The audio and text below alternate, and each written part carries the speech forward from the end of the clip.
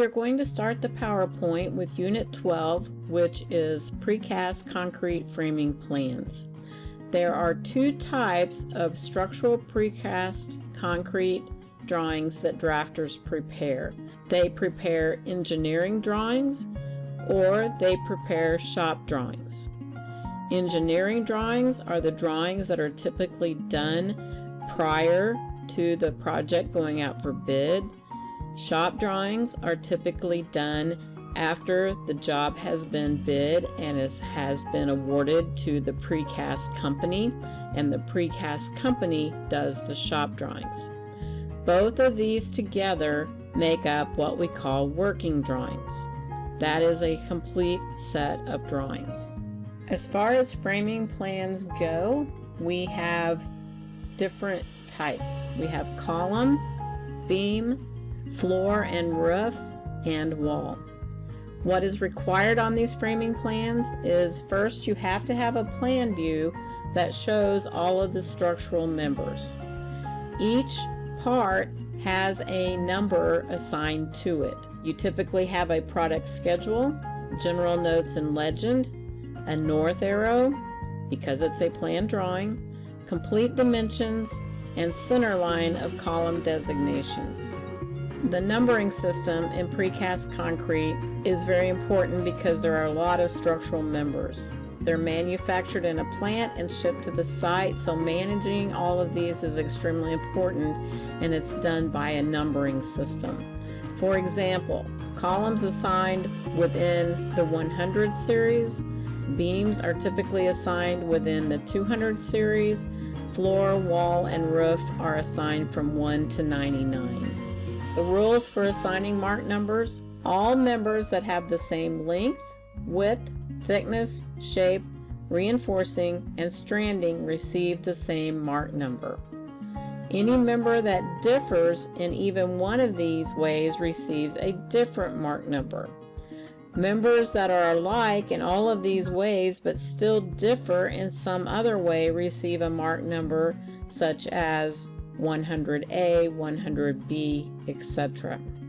On the framing plans, the product schedules provide a summary of all the structural products in a framing plan. It describes the types of products used, the length and width of all the products, how many of each product are used on a given framing plan, and other miscellaneous information that is required to communicate the information needed. Here is kind of an example. First, you see you have mark number, then you have the number required, you have the product type, whether it's a beam, a column, etc., the length, the width, any flange weld plates that needs to be added onto it, lift hooks, and any blockouts and remarks that are needed additionally on the drawings. On the framing plans, you also have general notes. General notes apply to the entire job. Specific notes apply to just specific situations. The general notes are typically placed on a cover sheet or the first sheet of the drawings, but they can also be placed on every sheet depending on how many general notes there are. And then of course you have miscellaneous notes or specific notes. You typically have a legend. The legend is going to have abbreviations, it could have symbols, it could have blockout information. A blockout is an opening left in a member for like the window, the door, etc.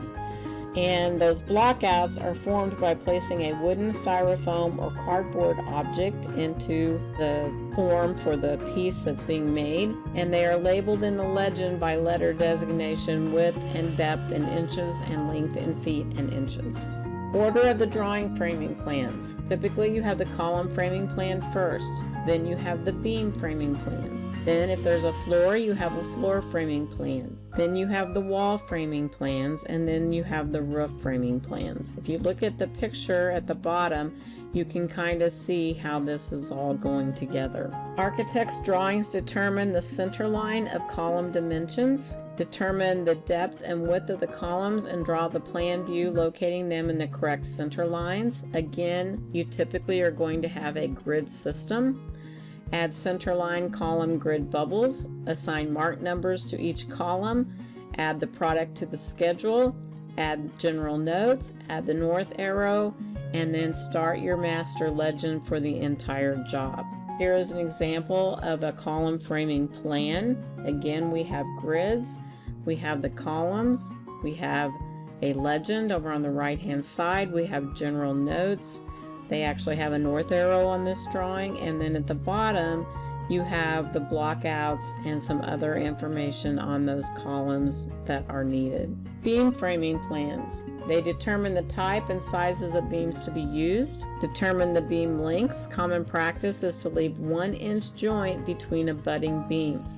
This allows room for expansion and contraction of the material. Draw the beams over the column plan and show the appropriate joint between the abutting beams. It can be exaggerated for clarity as long as it's dimensioned properly. Add the appropriate dimensions. Center line of column dimensions are optional on the beam framing plan. I do not agree with that. I typically always dimension those anyway. That way I know my plans are in alignment. Assign mark numbers to each beam. Product schedule, notes, and refer to the legend on the first page of the drawings, the north arrow. Examine each place where a beam rests on a column and assign letter designations for each different situation. Sometimes if it's the same situation but it's opposite, we can use the same detail we had before or our letter assignment and just say opposite hand, same thing but opposite. Or if it's similar, we can say use similar. That keeps us from having to draw so many details, etc. Here is a beam framing plan. Again, this one does have the center lines of where the columns are, which I agree with. It shows the beams. It has a fabricator's note on there. It has a legend, some general notes, and then a schedule again at the bottom. Floor and roof framing plans. Again, you got to determine what product is to be used for the framing of the roof or floor, and then look up the width of the framing product. Use the beam framing plan as a starting point. The bearing surfaces of the beam should be drawn with hidden lines. Calculate the required amount of framing. Based on these calculations, draw the roof members. Determine if there's any blockouts required. Sometimes you might need some openings to get mechanical systems through, electrical, other items that could be on the roof. If so, place them, dimension, and assign a letter designation. Cut sections to clarify the internal relationships. Sections help us make sure everything is in alignment. Assign a mark number to each roof member. Make sure you have your product schedule, notes, and refer to the legend on the first sheet, and always have a north arrow on anything that is a plan. Here is an example of a roof framing plan. These are double T's if I recall. And again, this one does not have the column grid on it. I would recommend putting that on there. It has a legend referring it to sheet 1. It has general notes referring it to sheet 1. It has the schedule, and it has detail marks on it and some basic dimensions. Wall framing plans. Determine the size and type of product. Determine the total amount of framing, widths, and heights of members. Lay out the wall framing. Wall framing plans contain a plan view and an elevation of each wall panel drawn as if you are inside the building. So you're drawing the panels from the inside of the building, not the outside of the building. The columns and beams are superimposed on the wall panel elevations with phantom lines. Locate all openings for doors, windows, etc. on the wall panel elevations. Assign each opening a blockout designation and add dimensions. It's extremely important that those blockouts be the correct dimensions, or your doors, windows, etc. are not going to work. Identify any connections and draw the connectors in the appropriate wall panels. Add necessary dimensions, assign mark numbers. As in the other sheets, you need your product schedule, notes, refer to the legend on the first page. This one, it's important that we draw a key plan so that we know where each one of these walls are in relation to the plan. And again, you're going to code it on the plan and on the walls themselves. And again, a north arrow because you are going to have plan views of the walls also. So here is an example. If you look in the bottom left-hand corner, that is the key plan. This is showing you what side of the building this wall is on. Then you have the wall elevation, and above that you actually have the wall plan that shows where the panels are broken and the dimensions, etc. We have some blockouts in here. We have the legend, we have the general notes, and again our product schedule. Notice that where the panels break, that if it's near a window, we typically go to the center line of the window or the door. Sections and precast concrete drawings, that we again have types like we've talked about before. We have full sections, we have partial sections, and we have offset sections. These are considered structural sections, so they will only have structural information. None of the architectural elements should be shown on these. You need to have these two items to be able to draw your sections. You need the framing plans, which include all the plans we talked about before, and any raw data that the framing plans were prepared from. For example, if your engineer gives you hand sketches, you need that. Any other calculations, etc. that came into making the plans, you need all of that information as a drafter to make sure that your sections are done correctly. Again, you have to determine what sectional drawings must be prepared and then determine what type of section, a full, partial, or offset. If we look at the bottom left, this one is a double T roof framing plan, and the section goes all the way across it in the long direction. We call that a longitudinal section. The one in the middle goes all the way across the short section, and this is called the cross section. And then the one on the right has just some partial sections, as you can see to the right of that, showing each one of those sections as they're labeled. The one on the bottom right, again, is another way to do an offset type section. First, you must examine each sectional situation and answer the following questions. What materials are used for the sections? How do the structural components fit together? What are the important height distances in the section? We use sections to help identify the heights of all of our parts. Again, hatch is important whenever we get ready to do our sections. We use a lot of concrete, especially in precast, so there are standard symbols for that or hatch patterns. So again, a lot of that's going to be explained in your legend so that people know what those are representative of. Here is a full section. This one shows all of the details. It does have cut marks in the height so they can get both of them onto one sheet. So we have the longitudinal section and we have the cross section. A connection detail is a plan view of a connection with a section cut through it to show an elevation view of the actual connection. Typical connections that you're going to have in precast. You're going to have column base plate connections. You're going to have bolted beam to column connections. You're going to have some welded connections, and you're going to have Honch connections. Common base plate connections, there's two basic types. You have a flat plate that extends beyond the perimeter of the column. It contains holes drilled through it to fit over the anchor bolts cast in the footing. If we look at this one and we look at it at the top view, which is the plan view, you see the plan. Notice that the corners of the concrete are chamfered. This is typically done in precast because it's very easy for the corners to get broken off. So a lot of times the corners will be chamfered, and that's what you're seeing in the elevation below. Those vertical lines, you're actually seeing the outside of the column and the chamfer. Again, you have your concrete, and then we typically put down some grout to help get things level. You have your washer and nut that helps also level, and these are attached to the base plate. Here is another situation. This one, the base plate fits flush with the side of the column. It contains holes for anchor bolts and has small three-sided compartments attached to it to accommodate the anchor bolt locations. So again, this way the bolts and stuff are not just sticking up out in the middle of your floor from the base plates. So to be able to draw the base plate, you first have to know what kind of connection, and your engineer is simply going to tell you that. You need to know the base plate size and configuration specifications.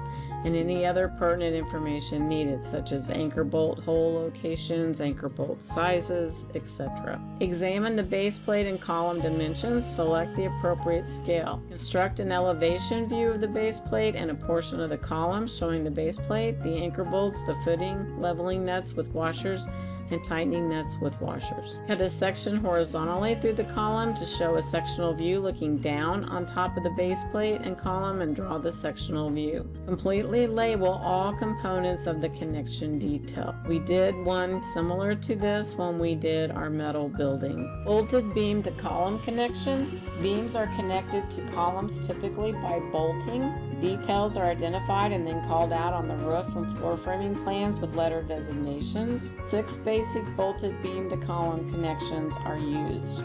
In each connection, a long threaded rod is cast into the top of the column that protrudes a distance equal to the thickness of the beam it supports. So when they make the column, they go ahead and put the rods into that. It's cast into it, and they protrude from the top of the column so that we can attach to the beams. This one is the beam to column connection. It's a singular rectangular beam bearing fully on a column. If you look at the bottom drawing, you see the column comes up. It has the threaded rod that is poured into the column. Then there is a slot in the beam that sets right down onto that rod. You'll notice between the column and the beam there is a neoprene bearing pad. This helps allow for leveling. It allows for movement of the materials from temperature changes, etc. Also, you'll notice where the bolt goes onto that rod, there is a recessed area. Again, we don't want those bolts and those rods sticking up past our beam. So this is how they handle that. This one is 2 rectangular beams bearing on the same column. And again, there's typically a 1/2 inch to a 1 inch joint between the two, again for movement. And then we still have the neoprene, but you're going to have it under both ends of the beam. And this column is going to be made with 2 rods coming out of it. And again, we have the recess for the bolts and the end of the rods. Then we have a single L-shaped beam bearing fully on a column. This one, it's kind of tricky to understand in these pictures, but if we're looking at the one on the bottom, what we're seeing is the back side and the L, and the one on the top, we're seeing the top and the L. Again, there'd be a single rod coming out of the column with a recess and a place for that rod to go. 2 L-shaped beams bearing on the same column. Again, anytime we have 2 beams that come together, we're going to have that 1/2 inch to 1 inch joint between the butting beams. Single inverted T beam bearing fully on a column. If you want to see what these look like more exactly, they are in your textbook. And then here we have 2 inverted T's, again bearing on one column. So drawing bolted beam to column connection details. First, from the framing plans, you have to determine how many different connection details are needed. Then you're going to draw a plan view of each one showing only the immediate area around the detail and cut a section horizontally through it. That's what we were just looking at, was plan views and sections. Draw sectional views showing an elevation of the column, beam, blockouts, threaded rods, washer nuts, neoprene bearing pads, and any other pertinent information. Welded connections. These are most frequently used in precast. The most common are flange connections and double T and single T members, base and top connections for wall panels, connections between beams and roof or floor members, and stem connections for double T's and single T's. Flange weld plate. They mentioned this in the video that one side of those pieces they were making had the flange weld plate in it. These are roof and floor T members that have to be joined together at the flanges so that everything becomes fused. Flange weld plate consists of a rectangular steel plate welded to a continuous bent forcing bar anchor. Again, these are to connect pieces together. Weld plate, weld angle connections. Weld plates are a square or rectangular steel plate with reinforcing bar anchors. So they're made into the panel. You have an angle made in, or a plate made into the, you'll see there on the side of the column and on the top of the L-shaped piece, and then you weld an angle to that to tie them together, and we kind of have the same situation at the bottom. This is similar to the weld plate angle connections, but it's on a horizontal surface instead. So you have the plate made into the piece, and then you put another plate on top of it, and that is welded together. Stem plate weld strip connections. This is for permanently fastening double T and single T stems to beams. So you can see in the detail what we're talking about there. Drawing welded connections. First, you have to select what must be drawn. You've got to get the information from the engineer so you know what kind of connections and how they are to be welded. Draw only the views required to convey the connection configuration and design. Properly drawn will show the members being connected, all metal connectors involved, and appropriate weld symbols. Honch connections. These are where you have bearing surfaces cast into a column or wall panel as a secondary pour that supports beams or roof members after erection. The piece that comes out and then goes at an angle, that is a honch. Usually on columns they are bolted, whereas honch connections on wall panels are usually welded. Honch beam to column connection. Beams that support the floors run into the sides of the columns, requiring a special connection. This is accomplished by the addition of a honch at every point where the floor beam intersects the column. Honch connections for beams to columns are bolted. Drawing bolted honch connections. Determine how many connection details are required. Draw a plan view of each connection showing only the immediate area around the connection and cut a section through it, kind of like what we did on the previous ones. Draw the sectional view showing an elevation of the column, beams, haunches, blockouts, threaded rods, washer nuts, neoprene bearing pads, and any other pertinent information. This concludes the PowerPoint on Precast. Again, make sure you read the chapters because there is additional information in there. In the next video, we will get started drawing our Precast structure.